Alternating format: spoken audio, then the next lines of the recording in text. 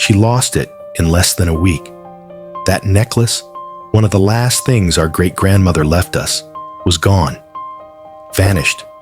All because she needed a photo for social media. One picture. One fleeting moment of curated sadness.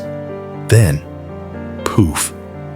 My middle sister, M, always had a way of making other people responsible for her mess. For as long as I can remember, that's been the pattern. She'd break something, then break us down emotionally when we refused to hand over ours. And this time, I wasn't going to let that happen again. I'm the oldest of 3 sisters. I'm 22. Let's call my little sister L. She's 20. And M, she's 21. Right in the middle. Right in the storm. 3 years ago, after our stepfather's great-grandmother passed, there was chaos around the funeral. Tension, dysfunction, nothing new on our mother's side. But there was one moment of softness. Each of us was gifted a piece of her jewelry. It was sentimental, handed down. Not fancy, but meaningful. Elle and I quietly tucked ours away, wrapped in tissue, stored in drawers like relics. M, she wore hers, posed with it, posted a sad caption, and then lost it within the week. And when that happened, when she realized she no longer had what we still did, her face twisted. Like we had stolen something from her just by being careful. She started calling it unfair, accusing us of lording it over her. But we didn't say anything. We just knew. We knew this wasn't the first time she'd done something like this, and it wouldn't be the last. Growing up, she made a sport of destruction. A handmade bag, ripped by the end of the week. A bracelet from our mom's old collection, shattered on the floor. She'd break things, lose them, then claim ours were hers all along, saying we remembered it wrong. Gaslighting, repackaged as confusion. And I learned, early, to keep my things out of her reach. Then last year, everything came to a head. My mother's lease ended.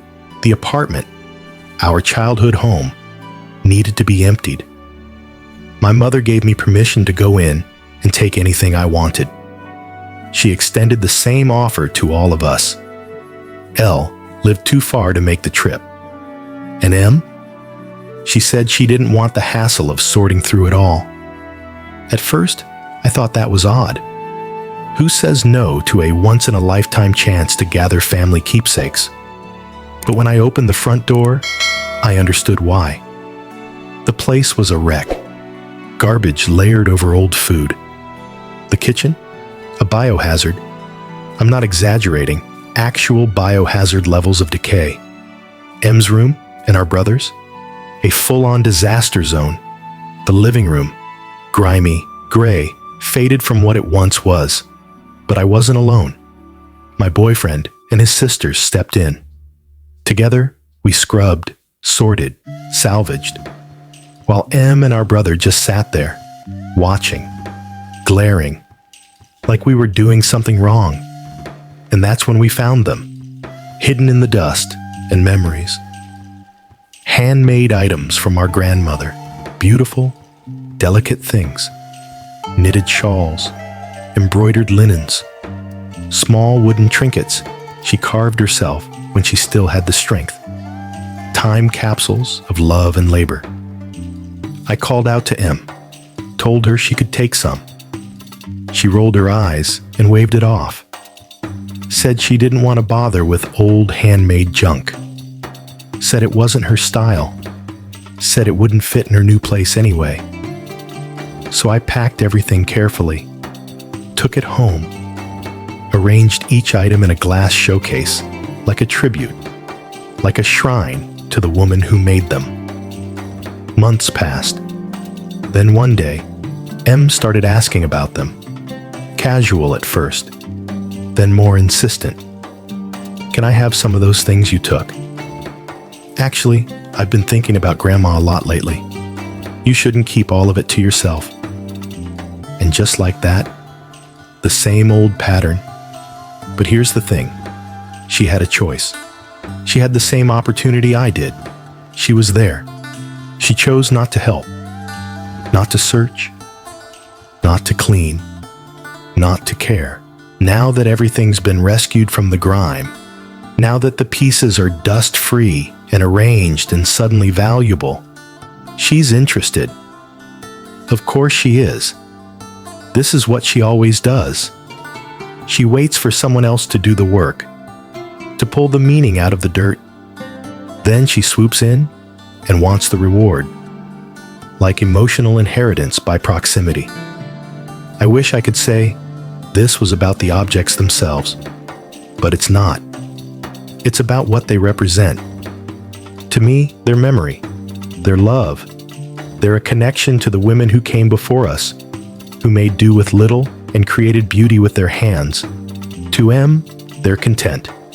Photo ops. Sentimental props for a few likes before being tossed aside.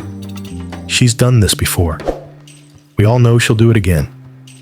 And I won't stand by and let it happen. Because these things matter. Not just because they're old, not just because they're handmade, but because they survived. Through chaos, through neglect, through rot and ruin. They survived because someone, this time, me, chose to care. And now that they're safe, she wants them? No, I can't. I'm not doing this again. Because this time, I did the work. I peeled the layers of garbage back. I sorted the past from the mess. I preserved what she didn't even want. And I will not hand that over just because now it's convenient for her. So, am I the asshole? Am I cruel for saying no? For guarding what I worked for? For refusing to hand over legacy to someone who refused to even lift a finger to preserve it? That's what I'm left wondering. But deep down, I think I already know. Because I've seen this story before. I've lived this pattern for years, and I'm done being cast in the role of the enabler. I'm stepping out of that cycle. I'm not apologizing for valuing what others discard. And I won't hand beauty over to someone who sees it only when it's already cleaned, polished, and labeled worthy. So no, I won't give her anything. And maybe that's not the kind of answer that wins applause at Thanksgiving dinner. But it's honest. It's earned. And this time, I'm not letting her take that away from me. So again, I ask, am I the asshole?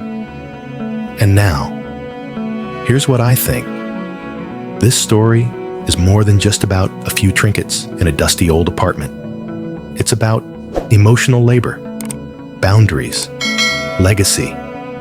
It's about the quiet burden of being the sibling who always protects, always preserves, always holds the history, while others play careless.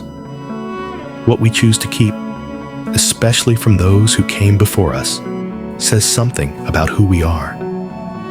It's not about the objects themselves, but the meaning we pour into them, the effort, the love, the memory.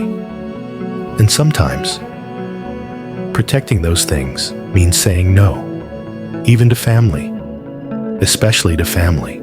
So to everyone listening, have you ever been the one to hold it all together? The one who cleaned up the mess while others rolled their eyes? Have you ever had someone try to claim what you saved, what you protected, what you fought to preserve? Tell me in the comments. Was OP right to say no? Would you have done the same? And if you've ever been in a family where one sibling breaks and the other repairs, know this. Your effort matters. Your care is not invisible, and your boundaries are valid. This is AITA Stories. Thanks for listening. And remember, sometimes the most powerful word in the world is no.